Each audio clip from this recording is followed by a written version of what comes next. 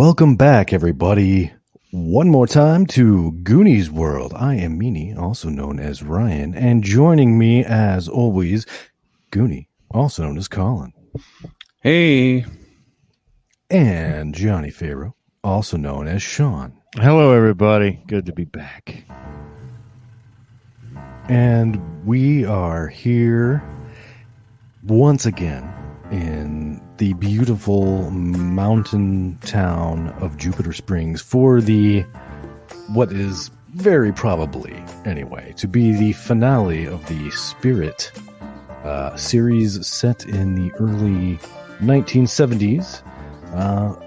And of course, we were joined by our friends Bart Garfinkel and Bing Kingsley, who have just infiltrated the Jupiter Springs Brewery in search of a dead Bigfoot that was shot by the owner of the brewery, one Dale Johnston, the namesake of the brewery's best-selling beer, Pale Dale's Pale Ale. And when we left our, I'd call them heroes, but I don't know if they're exactly heroes. No, I'm exactly a hero. I'm exactly a hero. That's what Mary Tyler Moore told me the time I found her poodle. I think for Bart, this is probably his origin story. He's not yet a hero, but he might be a hero in the future. He might be en route to becoming a hero after this, when he gains some confidence and such. You had sort of snuck around through the brewery a bit. Not very many people working, of course. And of course, also, Bart doesn't know yet or didn't realize up until that point that he physically resembled one of the employees. But you worked your way through and then discovered Dale and one of his employees sort of talking out by the docks, where he had this hand truck loaded up with a roughly man-sized object wrapped in a blue tarp. And they seemed to be startled by something, which was apparently the return of Chris Simmons, and promptly hid presumably the dead Bigfoot on the truck. And you guys snuck in there and were kind of talking and wondering what to do when Chris himself, almost a doppelganger of Bart Garfinkel, came in a door and up the stairs. And that is where we begin with this guy, and he's got a lanyard around his neck with this, driver's license on it, with it's like his ID, he's got his picture on it and everything. And he looks, the resemblance is just uncanny. You guys are like the same build, the same height. He's got the same mustache, the same facial features approximately, same hairstyle. It's just bizarre. It's almost like you're looking in a mirror. And he comes up the stairs and sees you guys standing there outside the dock door where Dale had pushed this package into the back of the truck. The dock door is still open, but he closed the rear door of the truck.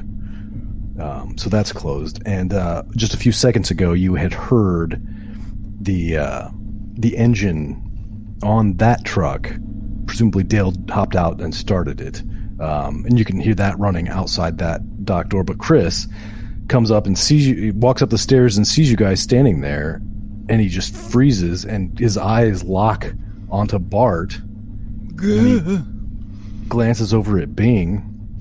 Hi there, I'm Bing Kingsley from Cream Magazine. And I'm going to shove the fucking ether rag in his face. Okay. I'm not familiar with ether. What sort of effect might this be likely to have? Well, Hunter S. Thompson described an ether binge as being rendering you helpless, irresponsible, and depraved. But it could also make you pass out. What I'd like to do is just get him to not block our way. You know what I mean? And hey, smell this! And I mean, I don't know if I can really just shove it in his face narratively. I'm happy to roll or whatever. But we need to get Bigfoot out of here. All right. Let's see. Let's call that a reflexes roll. All right. Let's call that a reflexes roll. My reflexes are 51. They're a little slow because of all the ether I've had over the years. Oh my God. I got a 52. 52. Ooh. Well, that is sufficiently close. That I think there's a lot of fumes. The fumes are Let's do another. Let's do a. So you lunge at him with this ether rag, and you try to, shove it in over his face, but he throws his hands up and sort of stops you from doing that. But make an opposed strength check against. No, buddy, take this. You're gonna love it. You're gonna love this. Okay, I got a 15 that time. Well, he got an 87, so I'm going to say that you outmuscle him quite significantly, and indeed are able to, smash this rag into his face. And I mean, I'm imagining, and you can narrate it differently if you choose, but what I'm imagining is you kind of got like one hand like around the back of his head, and the other one's just kind of like, smashing this rag into his face. I'm doing the classic And he just kind of goes kind of limp and woozy, and oh man, what that did you do? That guy's your complete doppelganger. Surely you're familiar with the legend of the doppelganger from German mythology. Yes, I am. I can't believe it. I'm gonna. I need to have proof of it. I'm gonna take his lanyard. Yeah, to take show the everyone lanyard. that there's a doppelganger. Yeah, doppelgangers are all over Jupiter Springs. Who knew? Who knew? But listen, we got to drag this guy out of the, main thoroughfare here, and then let's get the Bigfoot the hell out of here. Help me drag this big fella back into the freezer. So you want to drag him all the way through the brewing room into the yeast fridge, or did he like come out of a door or something? Like came from up some stairs. Yes. So he. Yes. So there's there are the 3 dock doors that lead out to what would be the backs of trucks. And you didn't. Well, I'm not even going to tell you that because you didn't see it. But and then next to that, there's a little man door next to the very first dock that leads up some stairs into this sort of bottling area, and that is where he came from. Okay. And presumably, if and when Dale comes back, he will use that same door, probably. But you don't. Yeah. I mean, you don't know for sure. Yeah. So let's put him somewhere where Dale won't see him, because that will match with what happens in the future. Yeah. So I mean, it can't be that far away. I didn't picture it as like being huge. Let's drag him back into one of those doors we didn't open before. That'll be fun. It'll be a gas. All right. So where would you like to drag this semi-conscious person to? I mean, he's kind of still standing here. He's just very, flaccid, you might say. He just looks kind of out of it. Semi-rigid. Semi-flaccid. Yeah, that's like the last time I partied with Cary Grant. He was like that the whole night. I don't know what happened to him. Anyway, though, come back here, buddy. Come on, there's a big party back here. I want to show you something. I got Goldie Hawn in the back room. Come on this way. We'll stumble that guy. You remember there was a couple doorways back in that other room we didn't look into. Let's just stash him in there. Well, he kind of stumbles along if you guide him. There's a good fella. That's right. Back through the large double swingy doors into the area with all the large kettles, and he's not making any real noise. And in fact, I mean, as you may recall, the ventilation in this room, the ventilation fans sort of venting the steam from the boiling kettles, is quite loud. But you see the guy who came into this room that you kind of hid from on the other side of the doors as he pushed them open, is in this room, and he's facing away from you down by these stacked up 55-pound sacks of grain. You can't really see what he's doing from here, but he's doing something, and you have no idea how long it's going to be before he's liable to turn around. Let's go. Come on. Good. Nice and easy. All right. So the closest there are two doors that you have not yet been through. There's one fairly close to these double doors, and one all the way down at the other side of the room, very close to where this man is, who is talking to Dale, is standing. So I think we need to go to the closest door. Let's get him in there. Right this way, fella. Shh. That's right. Got a big surprise in here. All right. So you lead him over there, and it just takes a couple seconds to traverse this room, and the door has like a metal handle on it, and you open it, and you see basically there's like a whiteboard on what those like a tripod thing. It's not a tripod, it's not the word for it, but whatever. And a kind of smallish conference table, basically, with some office chairs around it, and there's some like scribbles on the board, but they seem meaningless. And you guys walk into this room and close the door behind you. Yeah. Mm-hmm. Okay, and there are a couple windows here leading to the outside that might be openable. You can check that out if you'd like. You want to just deposit this guy on this? He's large enough or the table is large enough that he could fit on it. If you want to try to lie him down there to, for this ether to wear off, or sit him in a chair or whatever. I think you ought to lie him down and then give him an extra dose so he stays asleep for a long time. Yeah, lie down under the table here, fella. Under the table. Okay, and you kind of have to guide him a little bit, but you get him kind of under the table and fairly well concealed from view, although if anybody came in here and tried to sit down to have a meeting, they might, they would definitely notice and or step on him. But he's compliant in any case. Yeah, here I'm just going to give you one more little sniff. This is going to send you off to La La Land, all right? This is where you're going to see Goldie Hawn. Here you go. Take a nice big whiff, buddy.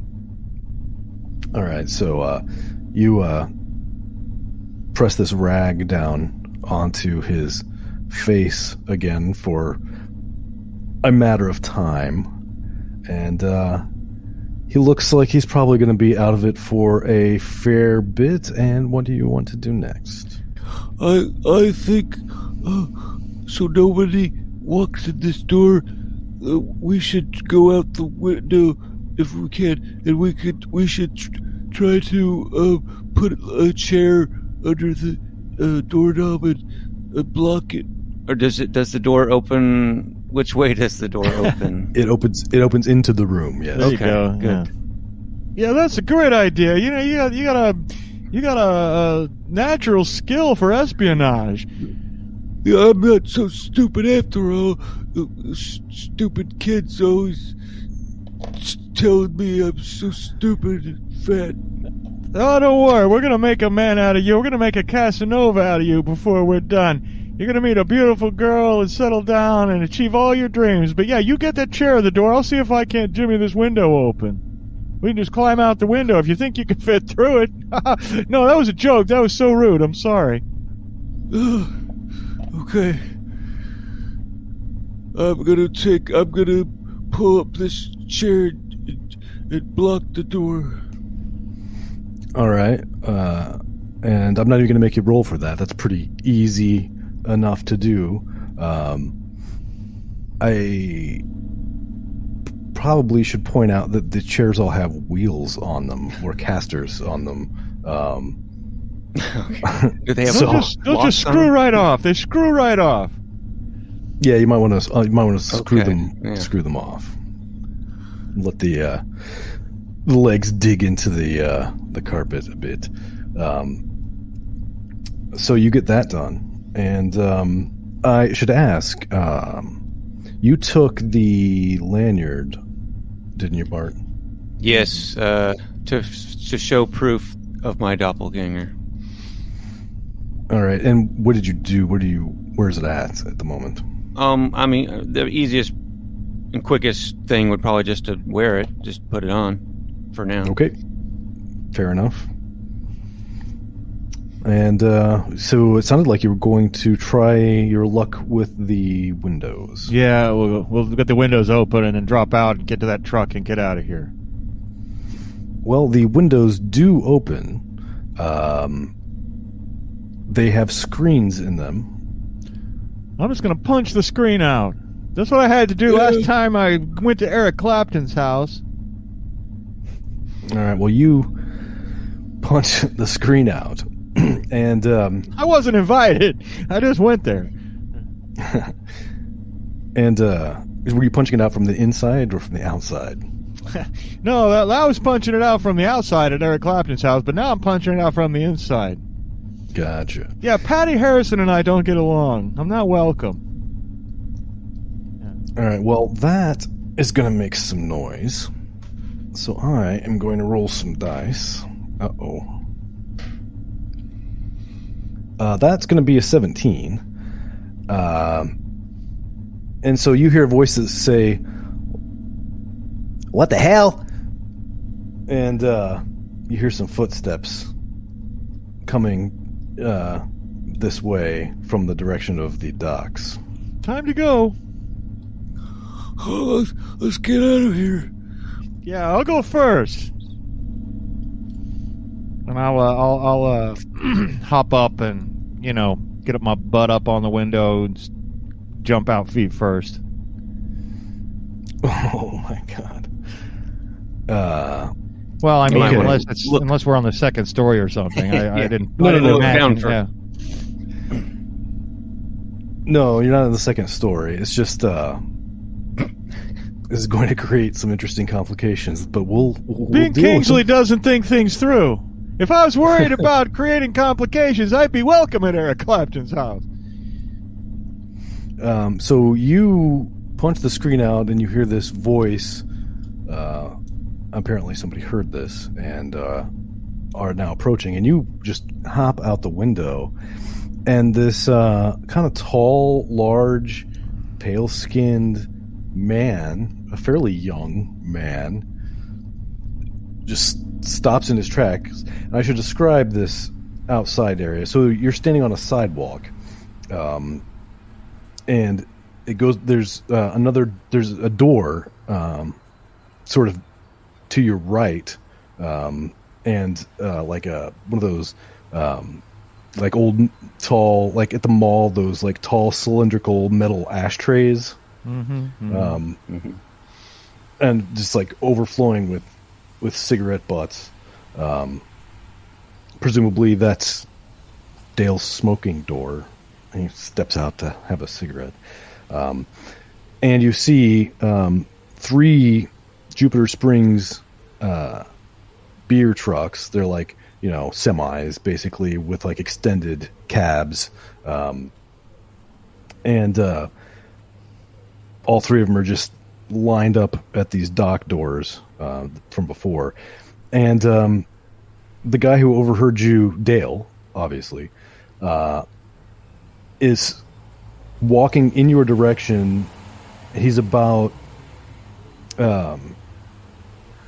between the so if we number the trucks from furthest to closest as 1, 2, 3, he's between truck 2 and 3 as you hop out of this window, and he just stops, says, "Who the hell are you?" I'm Ben Kingsley from Cream Magazine. How are you? Well, what are you doing here? Why are you punching out my windows? Here, let me show you. First of all, let me go over here, and I'm gonna pick up the the ashtray thing, unless it's like bolted to the ground or something. No, is it? it's not. It's just I pick it up and say, "See, like this ashtray here," and I'm gonna fling all the ashes in his face. I mean, they're not burning. Not to burn him, but yeah. Right. It's just a full of cigarette butts. I mean, it's not going to burn him, but it will probably, at a minimum, cause some confusion. Yeah, that's my hope. So you launch these butts and ashes into the guy's face, and hey, what's that for? And he's just rubbing his eyes and kind of coughing, and and then hopefully, all right, now's your chance, Chris. Let's go. Okay. Yeah. I think I see where this is going. While he's temporarily blinded or looking away, I will try to hop out and make a run for the truck. Okay, well, I'm imagining basically Dale is standing here like rubbing his eyes and trying to regain his vision as you guys are basically sprinting as fast as you can past him, and of course the Bigfoot was placed in truck 1, the furthest one away from where you are now, and you see as you pass by that the trucks 1 and 3 are both running. Truck 2 is off. But you run past, and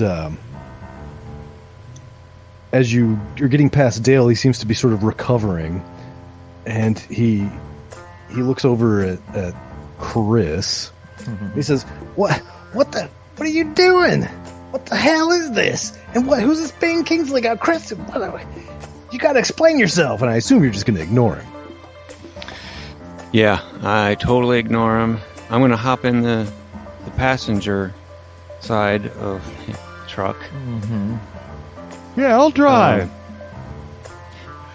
Yeah, I can't drive. I'm too much of a wreck. Well, when Dale realizes what you're doing, he starts running over there. He's like, No. You're supposed to be in truck 3. What are you doing? And he's looks like he's going to try to stop you, but you Punch it. get up into the cab and slam the door shut. And I don't know. I assume Bing Kingsley knows how to drive a manual transmission, but this thing has like 26 fucking gears, and so it's probably gonna, take you a second to kind of figure out what you're doing. And Dale has climbed up onto the run, I don't know if it's called a running board in a semi, but basically the step, and he's kind of standing there, and he looks like he's trying to pull the door open. Have you locked it? No, but I'm gonna open it, knock him off. I'll open the pump. Yeah. Okay. I'm not even gonna make it roll. I think that's plenty fair enough. So he falls off, and you start pulling slowly away. Now this thing's accelerate really slowly, but faster than Dale is going to be able to run. And he kind of falls on his ass, of course, when you push him out. And he kind of tries to futilely run after you as you shift through the small gears. Yeah, and I know exactly how to drive one of these things. I wrote that story, Big Rig Summer, 3 years ago when I went across country with the Big Rig guys. So yeah, I picked up a few rudiments of it. Well, good, because you're gonna need it. And you see that there's only one road or access road out of this sort of, parking area. And that is going to lead you back. Well, and you saw the entrance, the truck entrance, when you were scouting out earlier. So presumably that is where this goes. And so you hop on the access road, and it kind of curves back around to CR525. And presumably you're going to take a left and then take another, I don't know. Where do you go? Do you even know where you're going? You're the expert around here. Well, he probably just wants to... I'm not sure what direction we were actually going when we started, but his reasoning would be just to get as far away as he can from this place until, just to make sure that they're not chasing after him, and just to make sure that we're far enough away to be safe. All right. Well, basically... Oh, go ahead. I was going to say, as my friend John Kay once said, let's get this motor running and head out on the highway. Very good indeed. So you arrive at the intersection with the 152, and basically you can take a right, and that'll go towards Jupiter Springs, like downtown Jupiter Springs, or you can take a left, and that'll go kind of in the direction basically of Toloa Pines. So, well, realistically, Bart would probably want to, if he thought there was a Bigfoot in the back of the truck, he would want to head towards the Toloa Pines National Forest to maybe, if it was still alive, maybe he could set it free or something, or at least there would be some, we could maybe get somewhere where there's no one else around, so no one else would see us with a Bigfoot. All right, that makes sense. Now, of course, as far as you guys know, up to this point, it's dead. It was shot, but of course, your future selves. Our future selves know it's still alive, but I think he's still, until he sees the body, he's going to hold out hope that maybe it's still alive. I think that's pretty well in character from what I know of Bart, so that makes sense. So you following Bart's or directions, you take a left and head towards Toloa Pines. And it isn't terribly long, driving along, and speeding, I should say. Oh, yeah. Along this state highway that we get to flash forward. So, of course, you were, pulled over, and then the gang of night rangers then stopped you, and then the guy who pulled you over happened upon you and the night rangers, and that is when we heard this tremendous animalistic roar from the rear of the truck, after it had been shaking violently for a while. And that is where we are now, with the officer having just said, "What the?"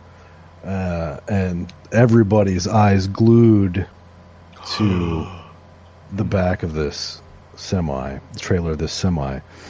And the one sort of roar is the only clearly animal noise that you've heard, but this thing is still just like rocking back and forth kind of violently, and now you can start to hear like sounds of like breaking glass coming from inside there, and the officer looks over at Bart. He says,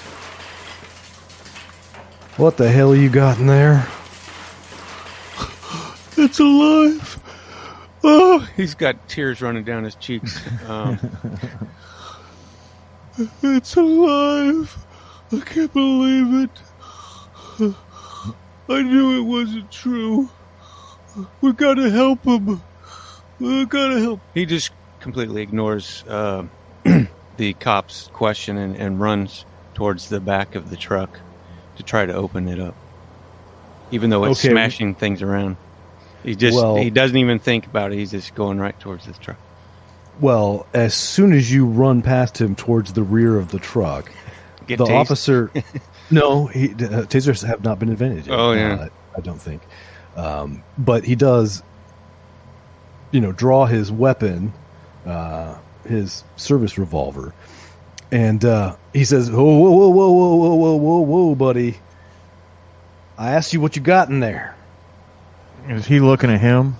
Yes. Bart. Then I'm going to pull out my 38. Okay. Wait, officer. Excuse me. I'm just going to have to ask you to hold on just for a minute, okay, pal? Now, is he looking back now at Bing when he does that? Yes. Because now I've been waiting to use something, and I think earlier I did mention I had grabbed some stuff out of my trunk, but I also think he would have already had it on him for protection against children. He's carrying a canister of bear mace, and as soon as he looks away towards Bing, he's going to spray the cop in the face with the bear mace. Oh my god. Okay. So now that we know that we're not going to cause a time paradox, we're free to get a little bit more crazy, I think. We'll see what happens. Yeah. Well, first of all, let's make sure you can actually hit him in the face. Yeah. You want to, which will, of course, blind him and put him in excruciating pain for quite some time. So I'm going to call that a reflex test. All right. Oh crap! I rolled the 90. Oh shit! Well, so that doesn't hit him in the face, but it does get his attention, because it kind of whizzes past his face, and you can see his eyes already starting to water. But he looks at you and says, "What the hell do you think you're doing? You stupid son of a..." And then the rear door of the trailer explodes, and this approximately 6'4" hairy ape-like creature leaps out of the back of the truck, and it's covered in it's wet, and it smells like sulfur and beer, and you can see in the back of the trailer it has smashed up several of these cases of Pale Dale's Pale Ale, and it looks around at all of you and makes another one of these animalistic screams, and the officer immediately beads his pistol right at the thing, and he's imminently going to start shooting it repeatedly. I mean, his eyes just pop wide open. He looks absolutely terrified. If I can make a reflex save, I think it's only the only thing that Bart would do is to jump in front of the gun to try to keep him from shooting Bigfoot. Yeah, and if I could be doing something in the same instant, I think that I would just reflexively reach out and just try to grab the cop's arm, to deflect the aim a little bit. All right. Well, you're a little far away to just reach out. You'd have to run over there. Yeah, I'll do a little run. I was at Haight-Ashbury in '67. This is not the first cop I've tangled with. So yeah, Bart just wants to leap, in slow motion. No. Good. If he's moving in slow motion, that'll give me plenty of time to get over. Yeah. All right. Well, you leap in front of the creature, and the cop looks kind of pissed, to be honest. He's like, "What do you do? What are you doing? That thing's dangerous. It's gonna kill all of us." No, he won't kill us as long as we mean no harm to him. I know all about this majestic creature. You can't harm him. And do you have your back to the creature, Bart? Yeah, I'm assuming so.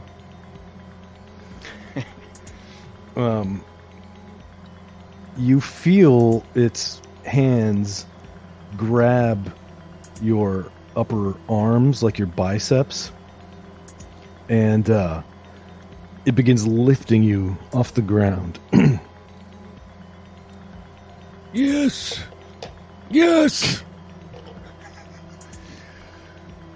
I love you, Bigfoot. You get the distinct impression that its original intention was to, throw you somewhere, just get you out of the way, right? So it could just start attacking other people. But it's almost like it's like a dog in a way, right? Like it's emotionally intelligent enough that it senses your great joy at being picked up. And you hear from behind you, it makes kind of a grunting noise, and slowly sets you, begins to set you back down. I was going to ask if it had a boner or something. No, and not only does it not have a boner, if you could make out some Bigfoot titties. Yeah, okay. It's Patty from the Patterson footage, maybe. So, but anyway, it slowly lowers you back to the ground, and this clearly strikes the officer as odd, and he begins to look a little more hesitant about whether he should actually shoot this thing. And in fact, the creature seems to have calmed down pretty dramatically. I mean, it looked like it was going to go on a fucking rampage. And now it seems like it's more confused than anything, but has been somehow soothed by its ability to sense Bart's emotions. I'm going to gesture in what he thinks is, Bigfoot language, or kind of ape gestures, and make some grunting noises and try to communicate, and kind of stroke with the back of my hand its fur. And so he's like, and,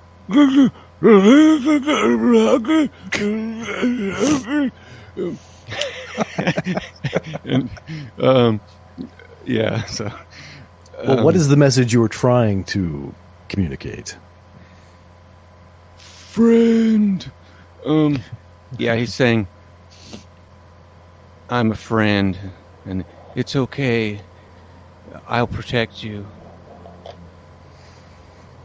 And the glint of a sort of glint of understanding appears in this creature's eye, and it begins gesturing to you and grunting. Just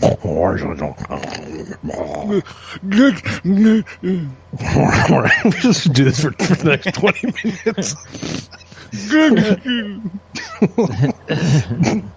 But you get back from it a message that feels like it says,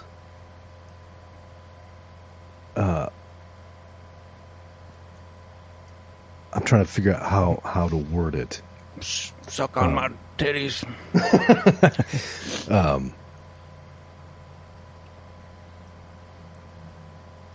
Pale man bad.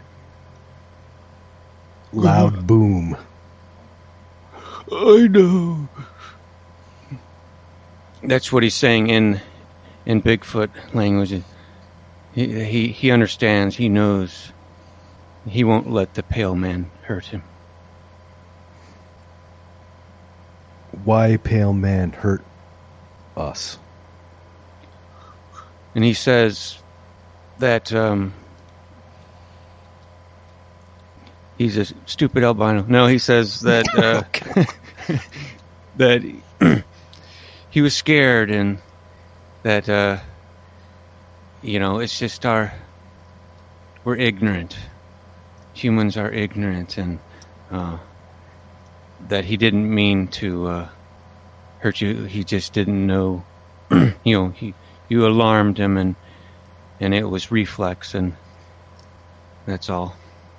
And so, being from your perspective, and indeed, all the Pale Riders, who of course have their bikes parked on the side of the road up at the front of the truck, have by this point all walked over to the rear of the truck where you guys all are. The cop has lowered his firearm, and everybody's basically standing around watching this scene of Bart and this creature basically just like waving their arms around and going and like they can't fucking believe this is happening. Like they're just gobsmacked. And Big Rooster, the sort of leader of this, I don't know how the chapter or whatever of the Night Rangers, says, when there's a sort of lull in, your conversation, he says, What'd it say? What'd it say, Chris? It said that. I'm not Chris, by the way. I'm Rocco Van Honker of Come Magazine. Close enough. Rocco Von Honker, Come Magazine. Photographer. And Bigfoot said that Pale Dale shot him and he's bad, but I tried to explain to him that he just was scared and that's why he shot. Now I hope that's true. I gave him the benefit of the doubt. I don't want to believe that Pale Dale would shoot Bigfoot just to kill him, to make a trophy or something. So I told Bigfoot that I wouldn't let him or anyone else ever hurt him. Her. It's a her again. And everybody just kind of looking around at each other like, what in the fuck are we watching? And you hear, actually, I assume you've turned around to sort of talk to them. And the creature puts its hand on your shoulder and kind of turns you around to face it once more, and grunts a couple more times, which you basically interpret as, goodbye, I gotta go.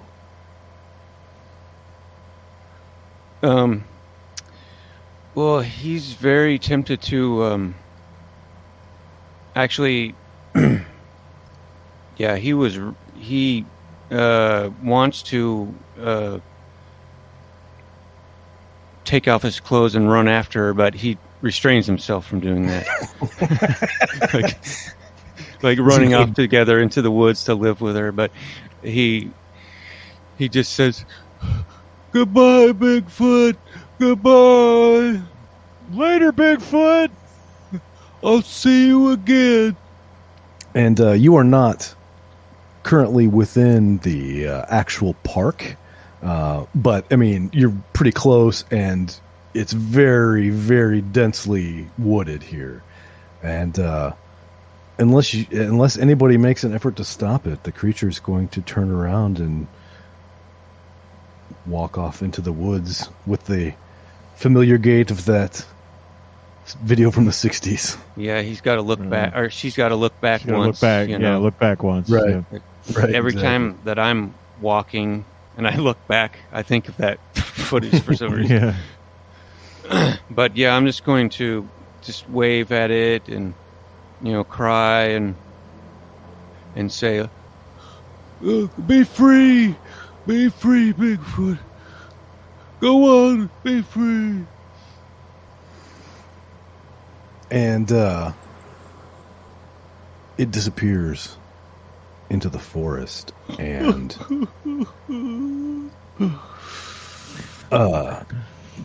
all of the night rangers are looking at each other,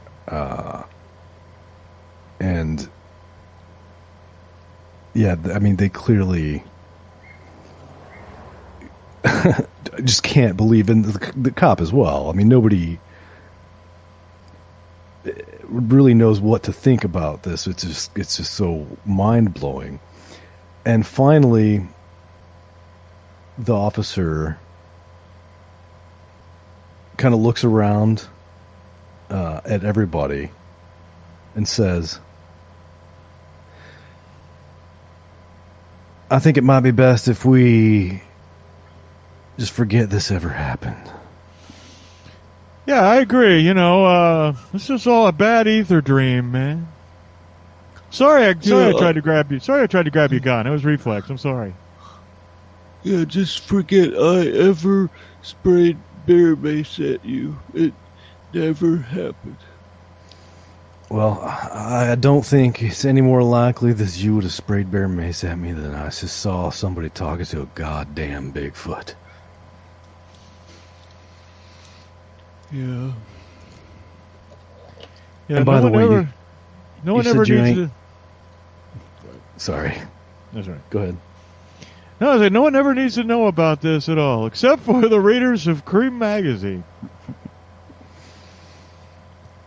Oh, God. And by the way, you said you ain't Chris? No. Chris is either my doppelganger or maybe me from the future, and we might have made a disruption in the space-time continuum. Well,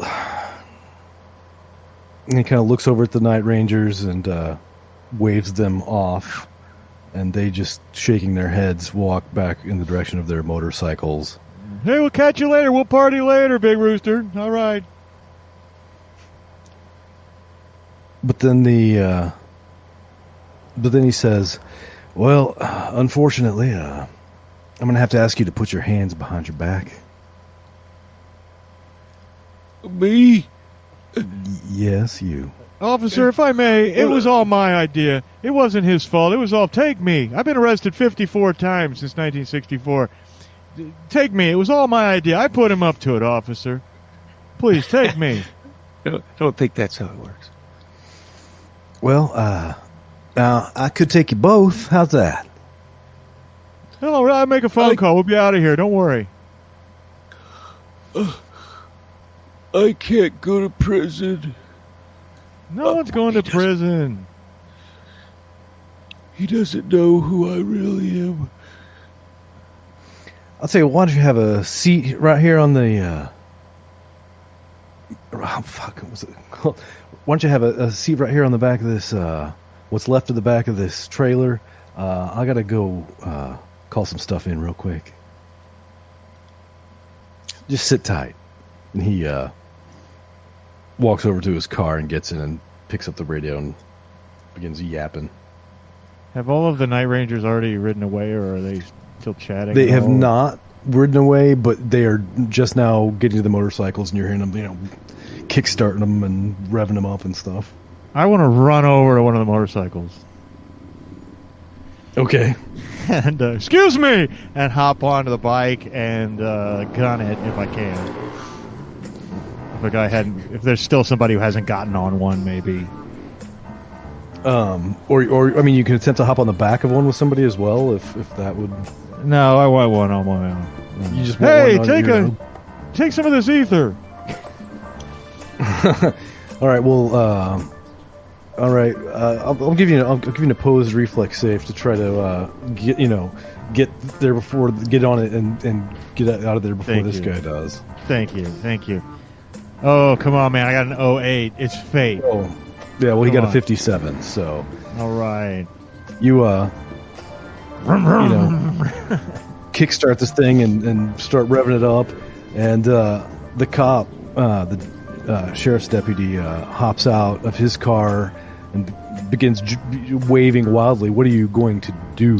I'm going to ride over to Bart and say, "Get on!" Is there room? Will he fit on Hop on the back of behind the me. bike? He'll fit. It'll be a tight squeeze because he's a big guy. He's a big guy. It'll be a constant wheelie all the way to Colorado. Let's go!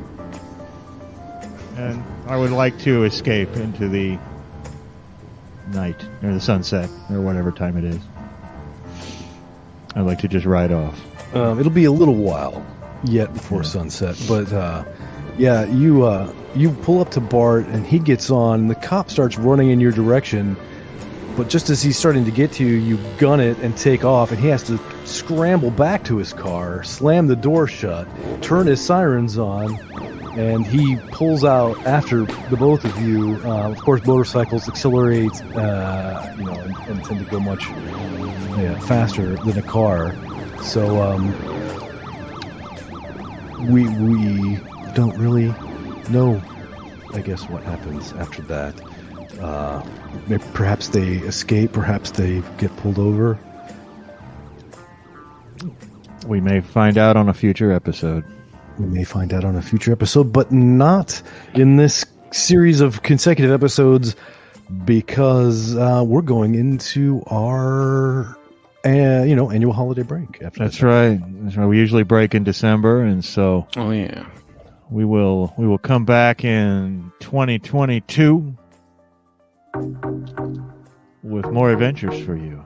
Thank you for listening this year. 2022.